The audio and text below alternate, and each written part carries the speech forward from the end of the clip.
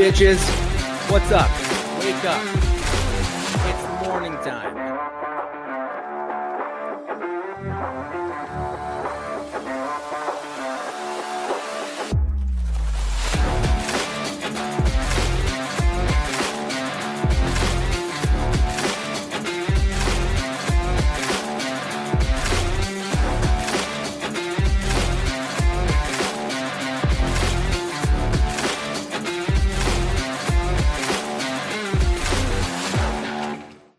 Down to the weeding!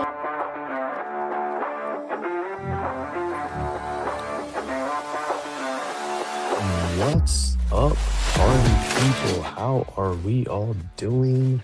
What is going on? What is going on? Bukes, good morning, sir. Welcome back to another fantastic and fabulous episode of my Daily Dads, or V Dads, or whatever the heck this place is called. Do you guys know what this is actually called? I barely know. So, what's up, MP? Good morning, sir. Yeah, Buke's already jumped onto the leaderboard Friday when you were on the show with me because, you know, it doesn't count if you're going to be up here. You're not allowed to get the points if you're going to be a co-host, right? I guess that makes sense. So, anyways, we're here, just the three of us hanging out. How was y'all's weekend? What's been going on? How was it? What'd you get after? What'd you get up to? I am trying to do a bunch of things, trying to connect. Good morning, Dylan. How you doing? What's up? I'm trying to connect the, is it called Daily Dads? I don't know what it's called, but the Facebook page Jason set up, Facebook is not being nice to me. So that was a little bit of my morning. Also did some push-ups just now. Got to get something in. I did a bunch of stuff around the house, but a ton of napping. Yes, and golfing. I'm not a fan of golf, but you are. So golfing and napping, what a weekend. Give it up. Give it up. That's a big W. Good stuff, man. Um, we had as a family, I had another fantastic weekend. Um, like you guys all know, and this was like something that me and the friend clique talked about like a week or two ago. Like I grew up not having like a good friend group. Like my mom didn't have a good set of adult friends with kids my age, and then we all got together, all that kind of stuff. But I watched so many TV shows that were and movies that were surrounded around that. So that was something that I felt like was always missing in my life.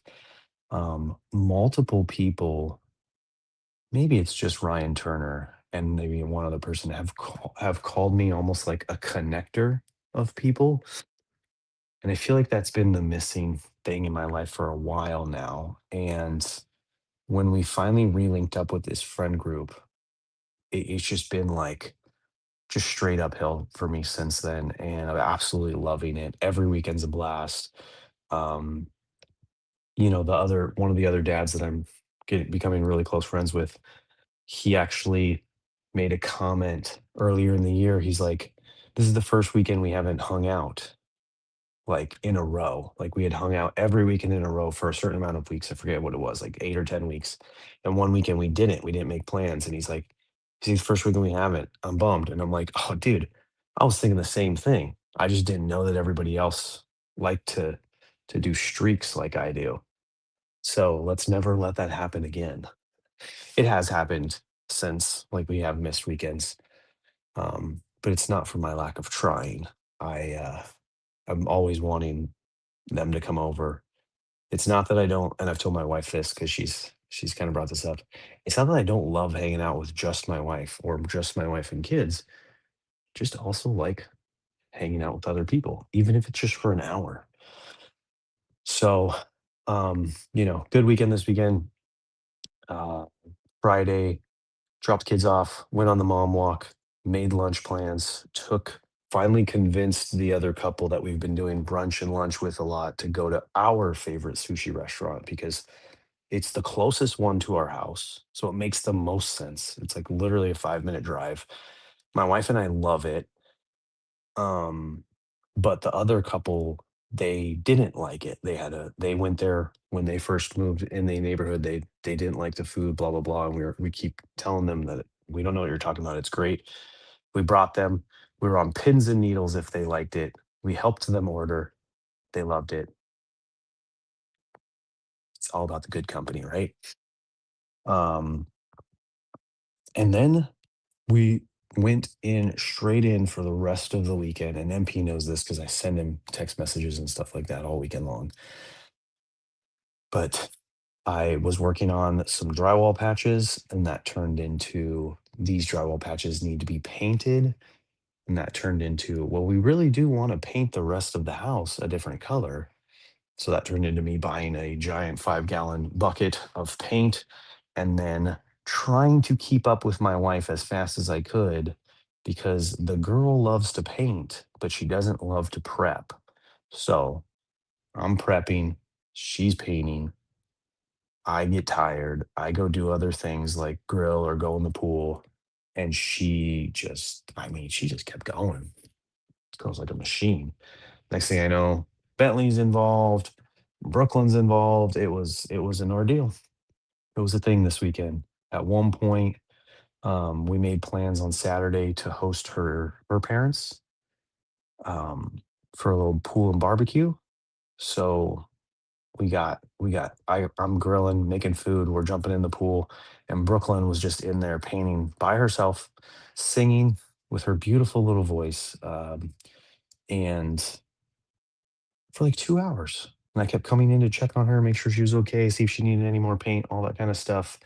And she was having a blast. So I think my wife's got a little helper, and that's great. I saw the 5-gallon bucket in one picture and audibly went, "Oh no, he's yeah, dude."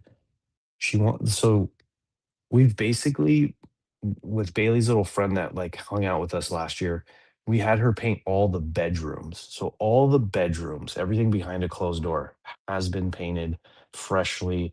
I think the one exception is the girls' bathroom, so a very tall small bathroom, but all the bedrooms are done. So now it's just, like, the main open areas of the house. So that goes the loft upstairs, the hallway upstairs. That's what Amy has already done one coat on. Then going down the stairs, and we have like a split staircase, so it's like almost like two, one and a half staircases, and then the whole downstairs, which is we call it the circle chair room, the dining room, the kitchen, the nook, and the living room. Massive amount of wall space that homegirl wants to paint, and I keep telling her paint a couple of the rooms, like, that you can isolate, not our main rooms, and then hire a painter to paint the rest. So we'll see how that goes. I mean, she's really quick about it, and, yeah.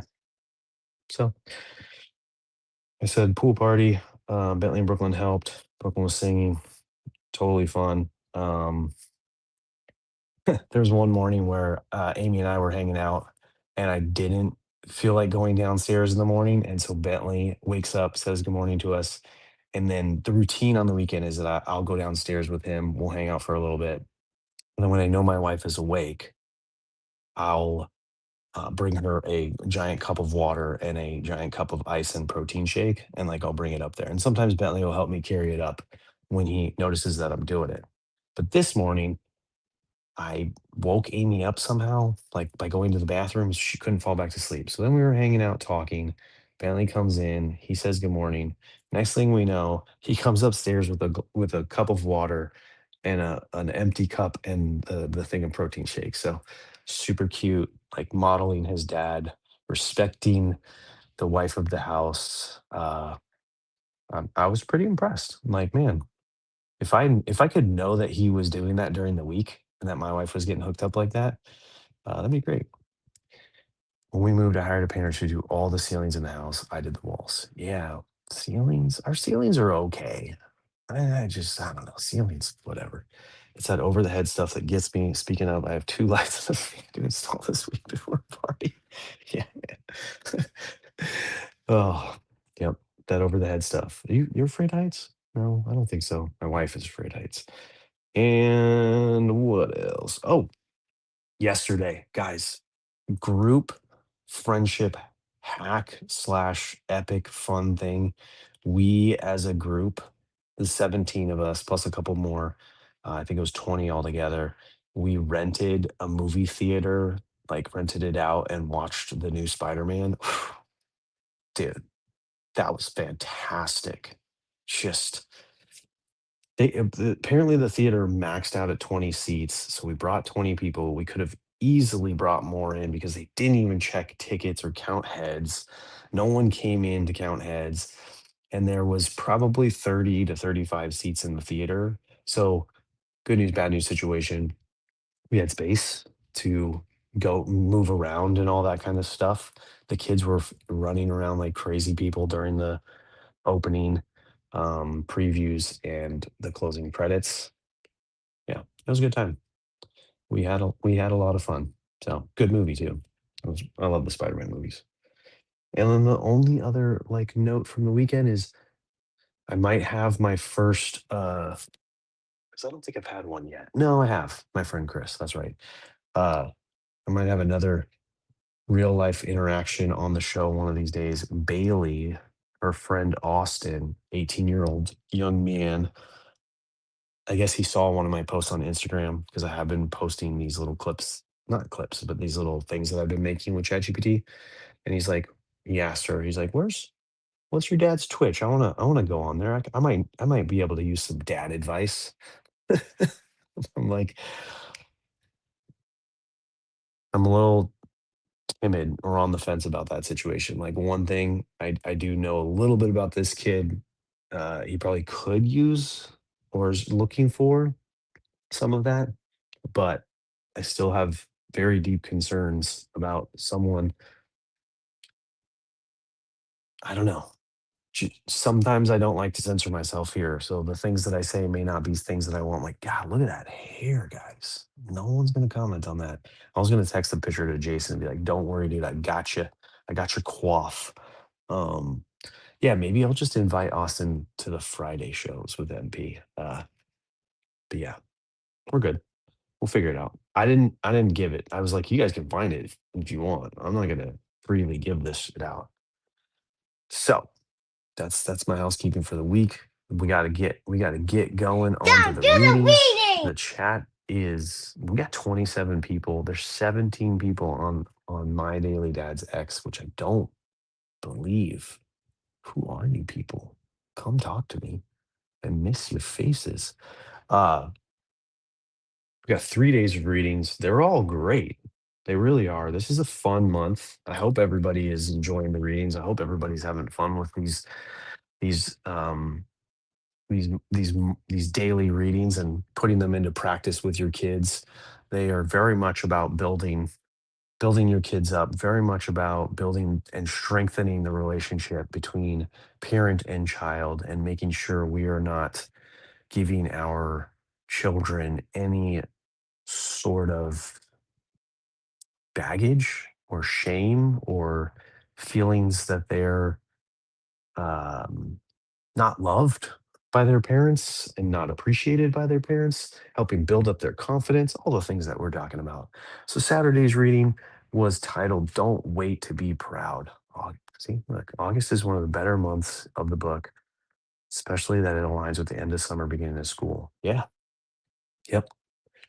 Saturday's reading, Don't Wait to Be Proud. So kind of tells a story of maybe some of us have lived this, maybe some of us not, but past generations for sure lived this where parents almost withheld that.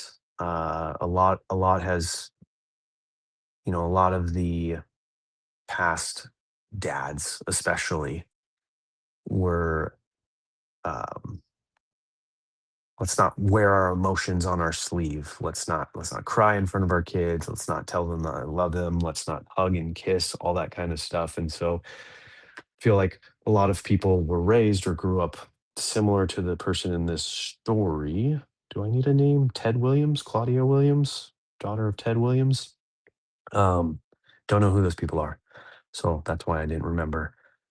but it tells a story of, a child who grew up eager to earn respect or pride from her parent or his parent, and accomplishing great things and never hearing those words like, "I'm proud of you, I love you, good job, attaboy, attagirl," all that kind of stuff.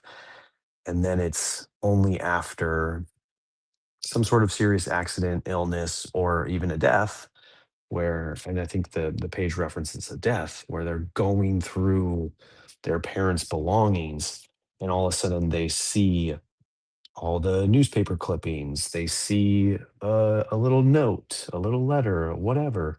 It's just like, I'm so proud of my son or daughter. And one, that's amazing, like to have that little bit of closure, as you're going through that hard time of losing a parent. But two, to think of all the wasted time or the wasted energy, or just the thoughts and feelings and emotions of a kid going through that day after day in life. Like, I'm gonna accomplish this task and then my dad will be proud of me. And then it just doesn't happen ever until they're gone. That's a sad thing to think about. And I've lived that a little bit. I don't think my dad ever was really proud of me. It's kind of a chip on my shoulder I've had the whole time. I He was there, he was around, but he was that person I was describing that was very not in touch with his emotions, not very free with those kind of things, just like his father was, and probably his father, and all the way down the line. So, through my reading, journaling, reflection, all that kind of stuff, I've taken some steps to forgiving him. And also, I think through some of our interactions, he's taken some steps to kind of soften up a bit and open up a bit. So there have been some good moments between us in the past year or two. We're kind of back in a little bit of a hard place right now. I don't know what's happened. Something's happened, but I'm trying not to dwell on it, or worry about the fact that we haven't seen each other in a while. We've gone through enough of this for me to just be okay with it. So Saturday's reading hit, as you can tell, right? I am incredibly proud of my children. I think I sometimes tell them too much, but again, from all this reading, from all this work that I've done, from what I've been given in my life and doing the opposite to them, that's one of the things on my list of, like, always being proud of them whenever they accomplish something, for sure, but mostly whenever they try or make an effort, do a good thing, and it could be the simplest of the good things. Um, so I hope you're all following that trend and doing that for your children. And if you aren't, try to. Again, take the simplest things, like my son bringing up my wife's water and protein shake without being asked. Like, it was amazing. He's he's 7, he's 8. I think he's 7. 6, 7. He's Thank you, MP. I appreciate it. I wasn't fishing for that, but, I honestly do feel like there are people out there, like you guys especially, that are proud of me, and that's one thing that I do in, like, the community of the friends in Twitter is you'll often or enough see me say, "I'm proud of you," to another person on the timeline. It feels weird writing it because saying that phrase kind of feels like it should come from someone, and I don't know why this is, superior to you, not superior, maybe older.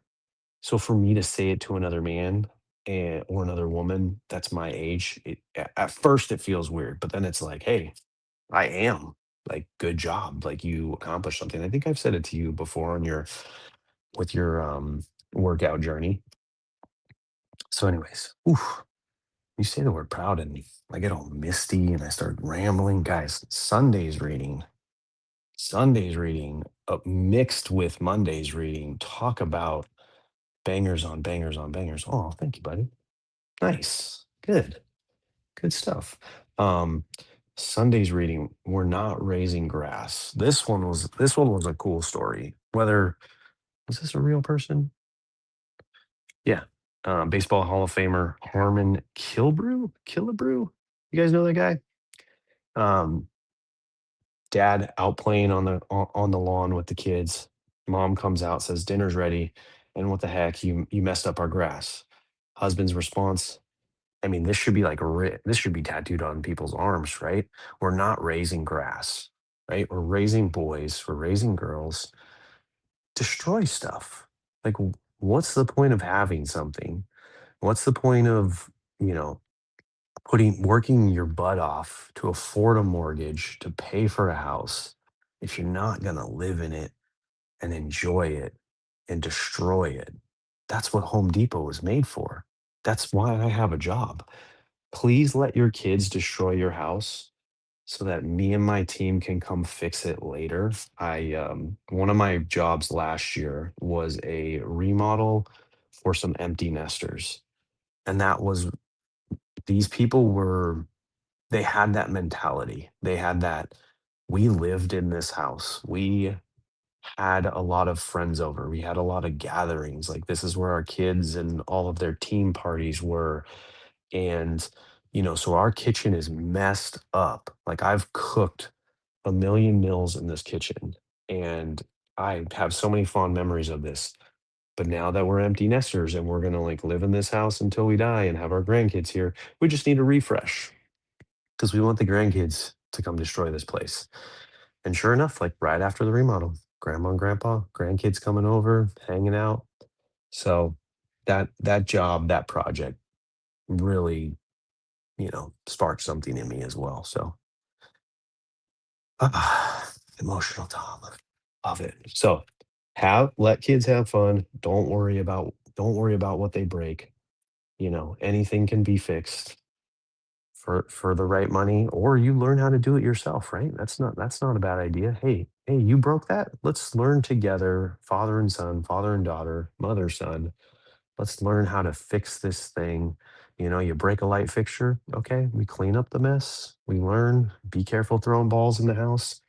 Let's go to Home Depot and pick out a new light fixture, and then let's hop up on that ladder and install it. Is that what you're doing this weekend, MP?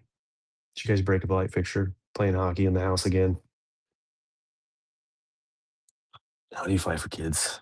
All right. And then that brings us to today's reading.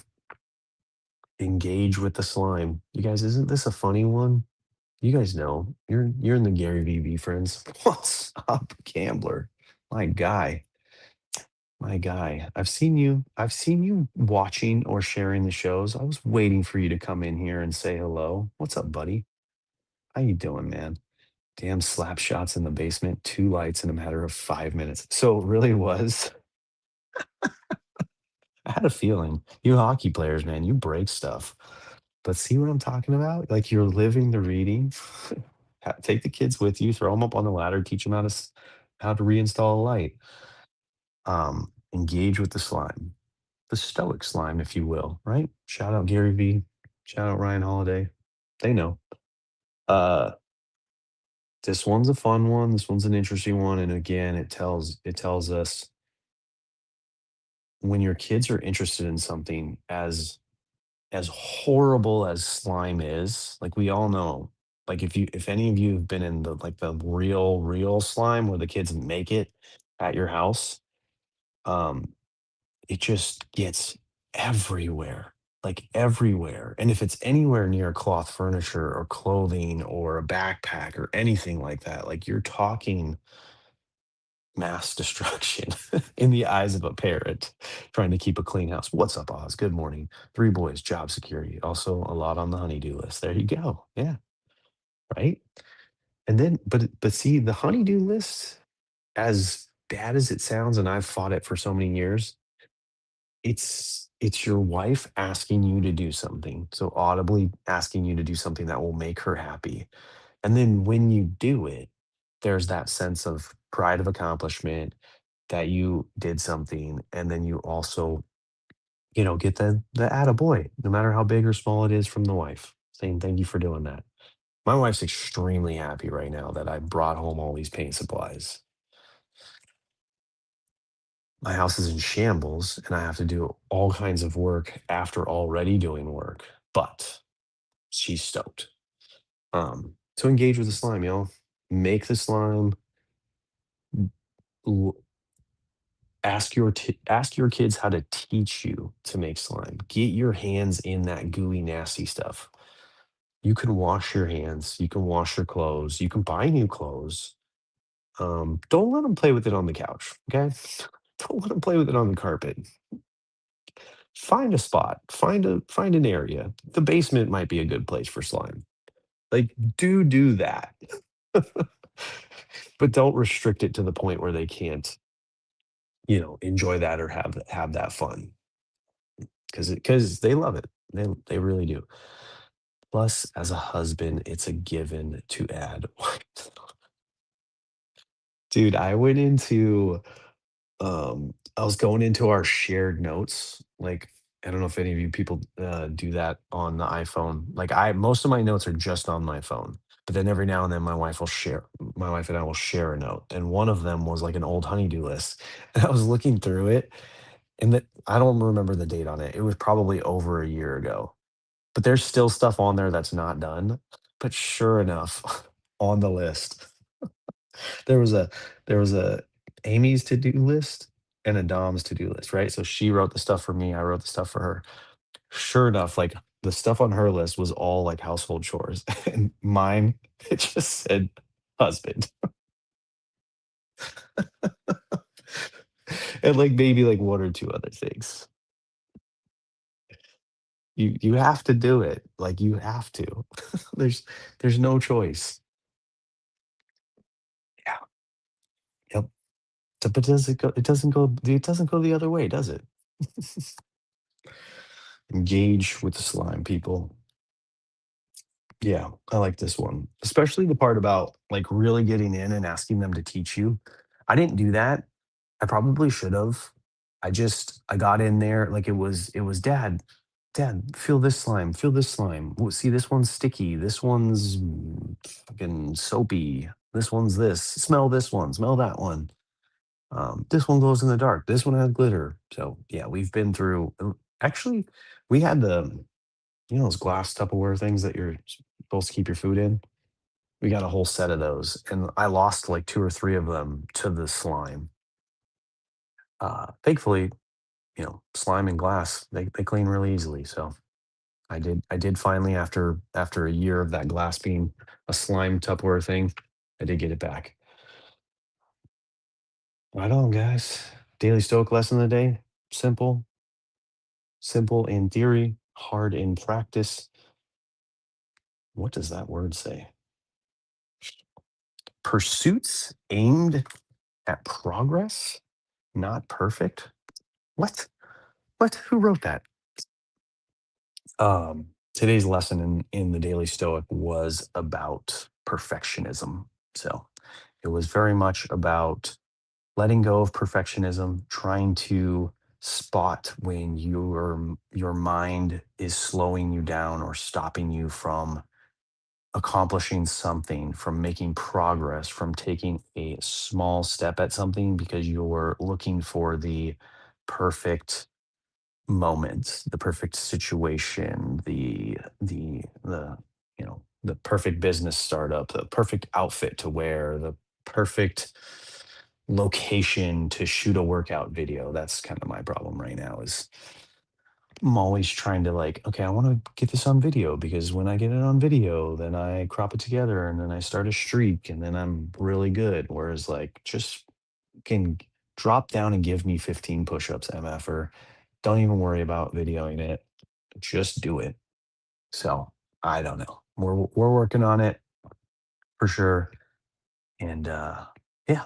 So don't wait for perfect. Just make progress. Simple. Simple enough. All right, people. That was today's show. I love the three readings. Kind of makes me feel like we should skip a day every now and then. But you guys get all crazy when I don't jump on. So we're not gonna do that. 45 viewers. Look at those. Look at those. Look at those numbers going up. And there's just me, MP, Oz, Gambler, Dylan, and Bukes hanging out here, but no one else is saying hello. All right, people. Thank you. Thank you very much. We don't skip days. We only skip Saturday and Sunday. We are a Monday through Friday show, no matter what the title screen says, because I still can't get Ryan Turner to change that. Um, but he did respond to me finally today and gave me the logo. So we're getting close. We're getting close. I'll whittle him down. I'm persistent. See y'all tomorrow. Look for the post, like, comment, reshare, all that kind of stuff that you're supposed to do that none of you except Bukes and MP do, but it's fine. I barely even do it.